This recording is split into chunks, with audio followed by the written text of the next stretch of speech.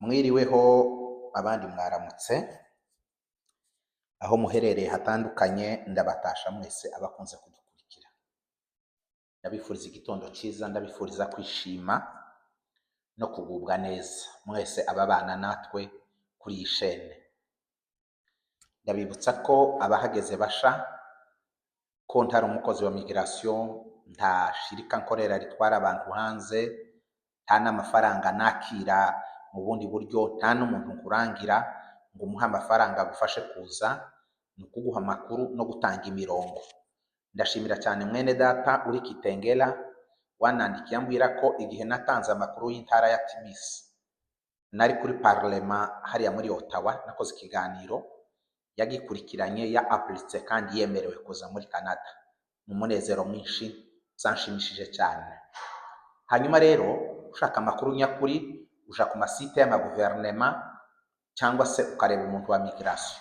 Njeweho nduwanaliza n'ibyo nsomye n'ibyo mbajije abandi, numva ari ukuri kandi bifite inzira, mfata umwanya kaza ngatera intambwe hano nkabibaganiriza nkabibagezaho. Rero nuwo ndiwe. Wewe musha rero niwe nabwiraga. Ndagusaba gukora subscribe, commentaire na share.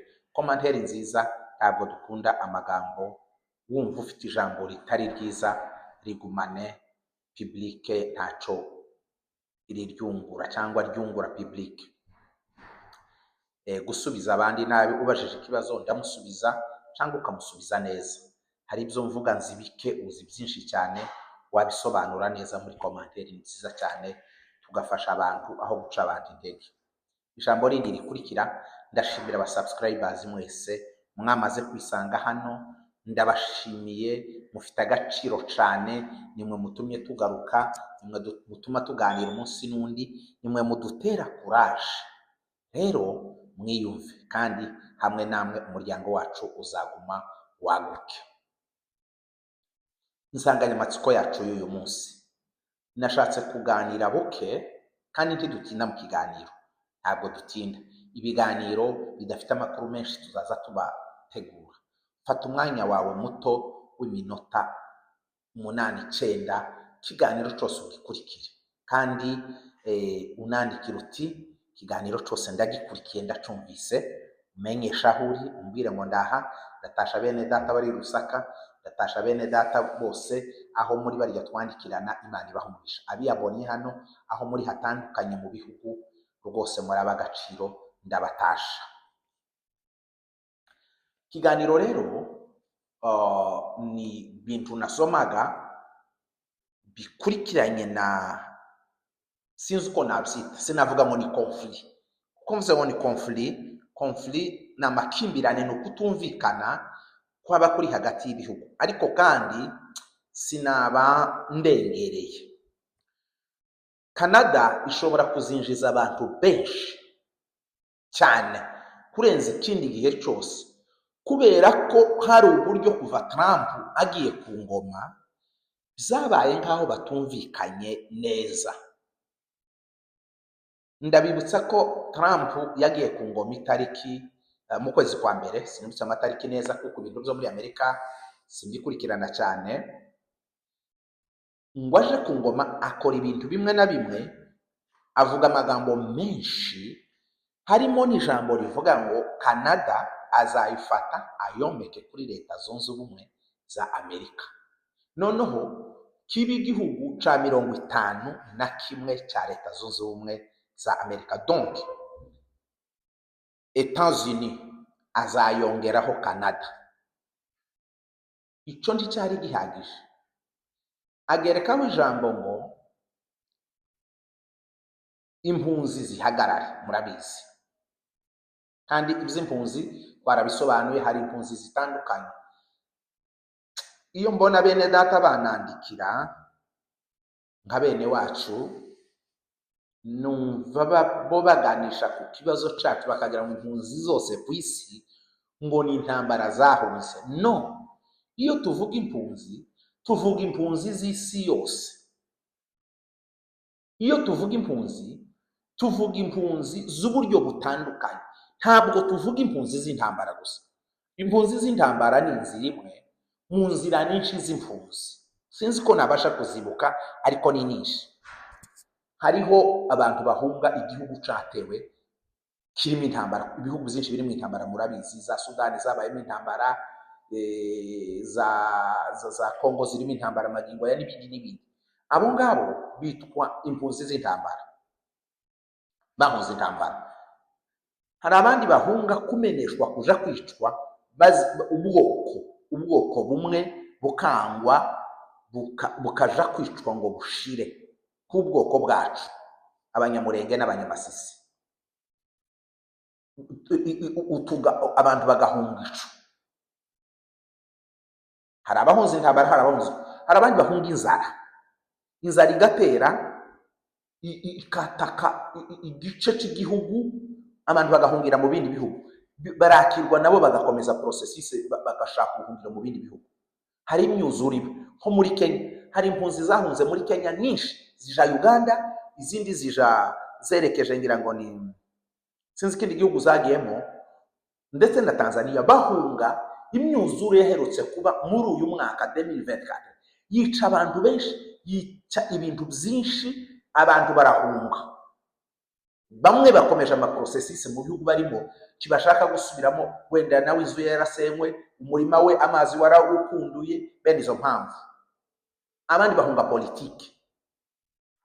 Donc ubuhunzi ni bwinshi. Iyo tuvuga ubuhunzi, ntabwo tuba tugarukiye ku kantu gato uko abantu batekereza n'uko abantu bumva, cyangwa bakumva ko duhe tuvuga gusa ubuzima bwacu buhaye bubera iwacu. Oya, ubuzima bw'impunzi ni ubuzima buri rusange, ni ubuzima bwa benshi, ni ubuzima buhuriweho na benshi, ni ubuzima abantu benshi navuga gute bahuriyeho, amagurupe menshi, amoko menshi, ibihugu byinshi. Rero information dutanga si information iri limite, ni information iri illimite. Trump aravuga rero ngo impunzi zihagarare muri ubwo buryo bwose, n'izari zamaze kwemererwa zihagarare. N'ibyoga yakoze mbaye mvuga, zari zigiye kuza mu bihugu zihagarare, yewe n'izageze mu gihugu mu buryo budafite ubwangombwa, habeho icyo bita deportation, basubire mu bihugu byabo, bagende batwarwa. Trump ibi bintu byose arabikora, ngo arangiza afata na Canada, avuga ko azayiyomekaho.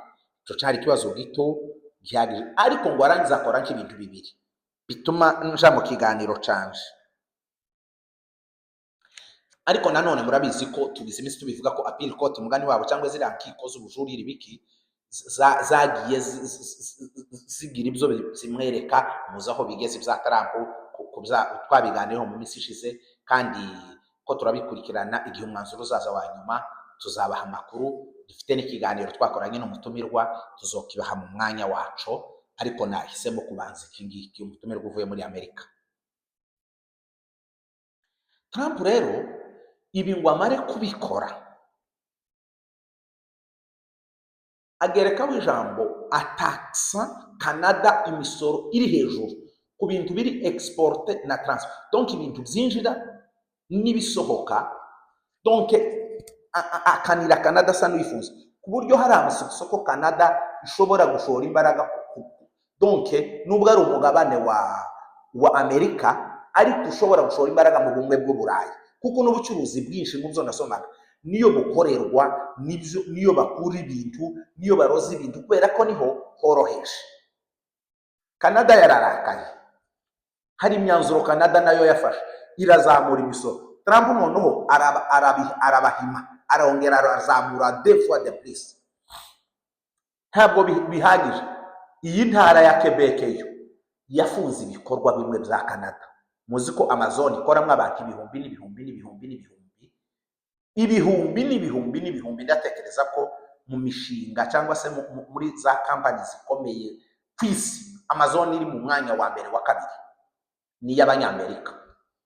Canada hari ahantu yafunze, aha Montreal muri Quebec, bahise bayifunga, abantu basezerewe utuzi batabarika, kubera ko ari y'Abanyamerika. Ibintu bimwe by'Abanyamerika bifite imizi hano muri iki gihugu cya Canada byagiye bifunga.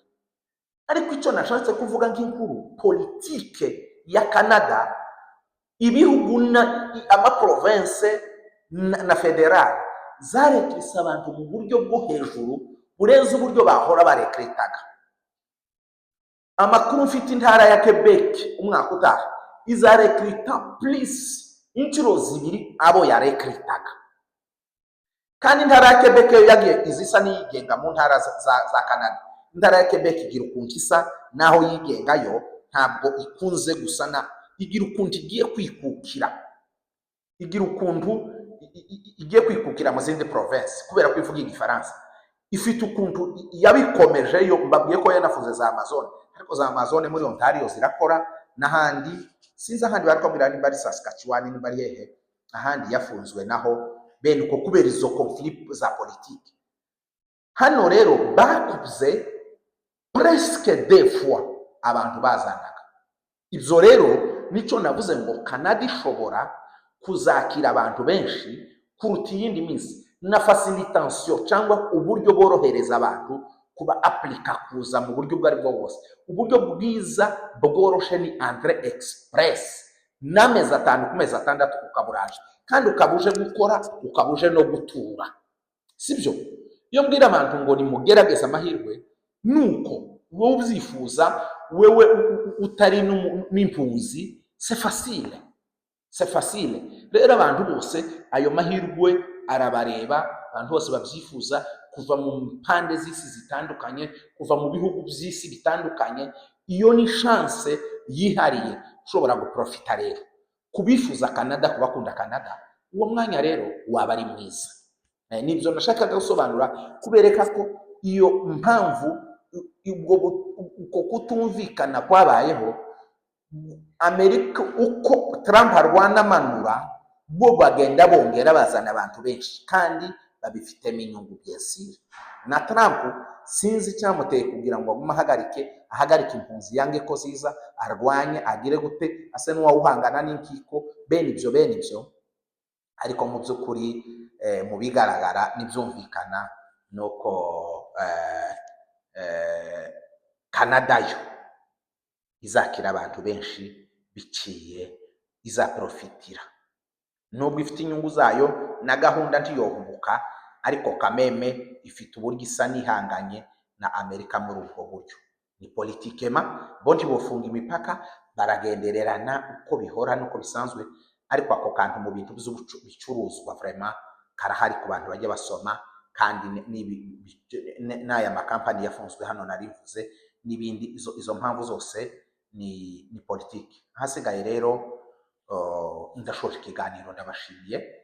Wewe wakurikiye tukabana, c'est bien, nawe uzagikurikira igihe cyacu cyose. Ikiganiro tugitanze ku matariki 4 y'ukwezi kwa munani 2025. Umwana mwe muzaza mbaha amatariki. Sigaye Imana ibahumurisha. Ibiganiro nakagaruka, murakoze cyane.